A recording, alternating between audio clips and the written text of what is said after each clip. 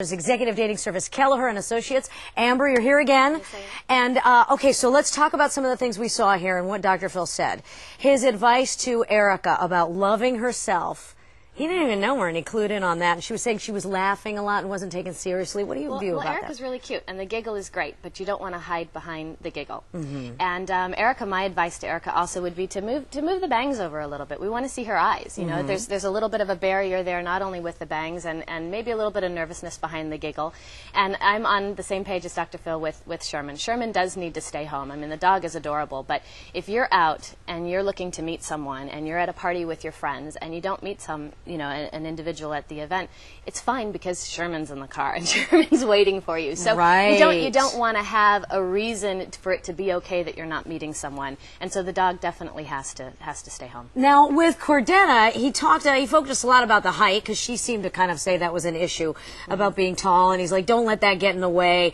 I have a question, and I've had single people ask me this a lot. They go out on a date, and let's say physically the guy's too short or he doesn't click for some reason.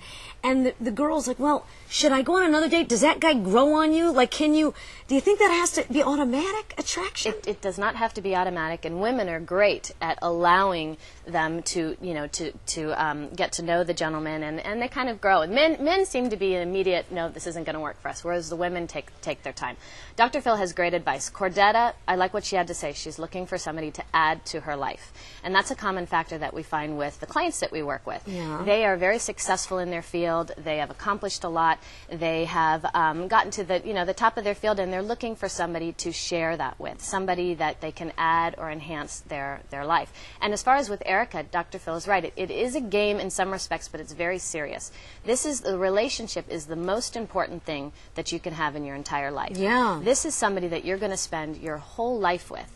And if we really think about that, we realize how important that is, and how important it is to be proactive in your love life. Boy, that might freak out going into a first date thinking that way, though, you know. Well, you have to stay light, and you have to focus on who you are. Cordetta seems to really be confident with who she is. She does, and yeah. so she now needs to just relax and to let it happen. And in terms of a match for Cordetta, because I am a matchmaker, yeah, she needs to have somebody that has a sense of humor, because she's very funny. She's going to want to have that banter back and forth. She needs somebody that is creative, being a photographer. Yeah. So I'm thinking maybe a sexy jazz saxophone player. Nice. Somebody okay. that she can admire, and somebody that keeps her interested, because she could get bored. And Cordetta, if you're listening, there's a lot of ways that you can look up to a man, and it doesn't necessarily have to be his physical height. That's true. All right, wait, give me the quick scoop on who you see Erica with. Who should she be looking for? You know what I would do with Erica? Yeah.